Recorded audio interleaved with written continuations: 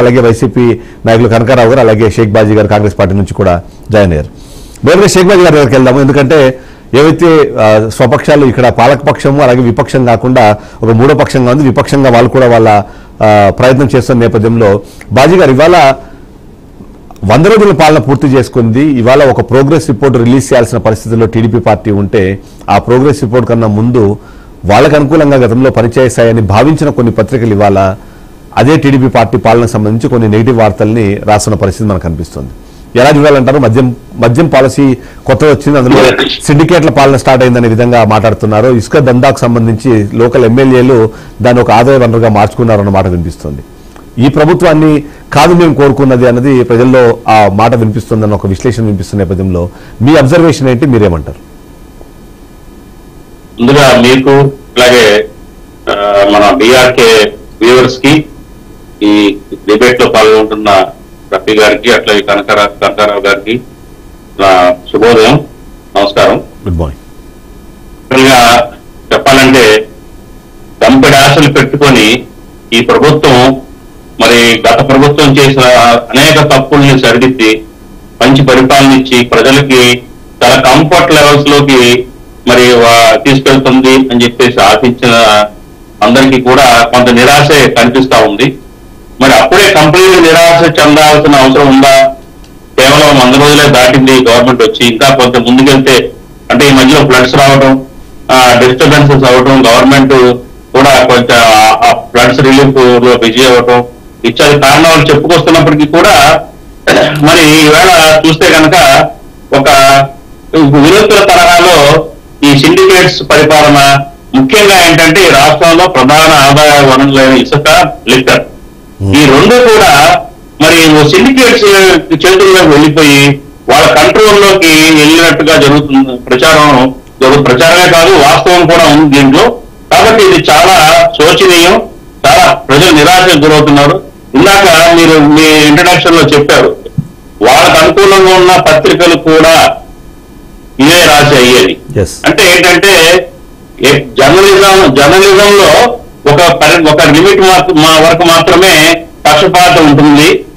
అది ఆ లిమిట్స్ కూడా దాటిపోయింది. అభిమానాన్ని కూడా అర్థం దాటిపోయి సొంత వాళ్ళ అనుకూల పత్రికలే ఈ దోపిడీని, ఈ రకమైన విధానాన్ని భరించలేని స్థితిలోకి వెళ్ళిందని చెప్పేసి నేను ఫీల్ అవుతున్నాను.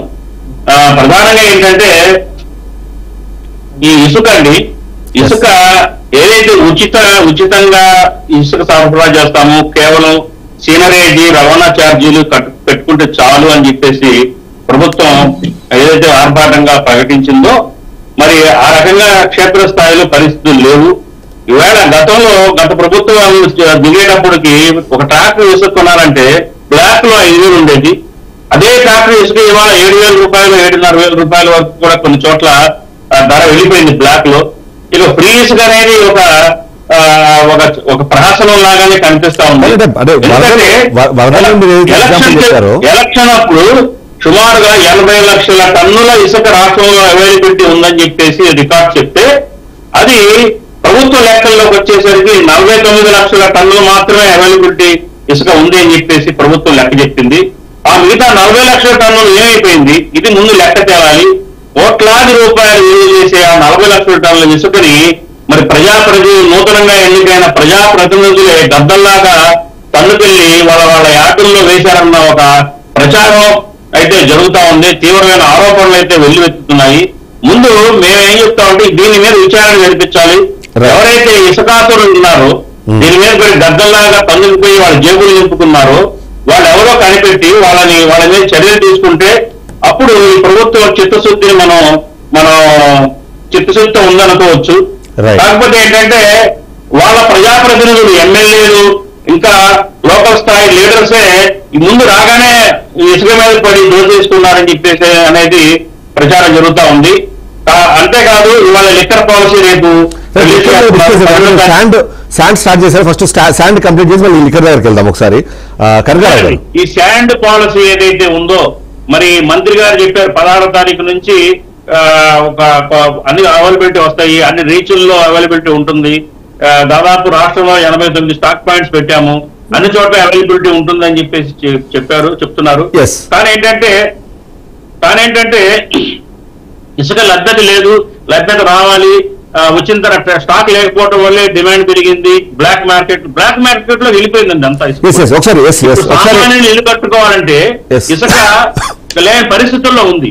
ఏదైతే ఇప్పుడు ఇవాళ కార్మికులు కానివ్వండి, అసంఘటిత రంగంలో ఉన్న కార్మికులు కానివ్వండి, మరి వామపక్షాలు కూడా రోడ్డు మీద ధర్నా చేస్తున్నాయి ఇసుక గురించి. ఇప్పుడు ఇసుక అనేది ఒక దొరకని నిర్మాణ రంగానికి సంబంధించిన కీలకమైన అంశం. ఎందుకంటే నిర్మాణ రంగం కానివ్వండి, నిర్మాణ రంగ సంబంధించిన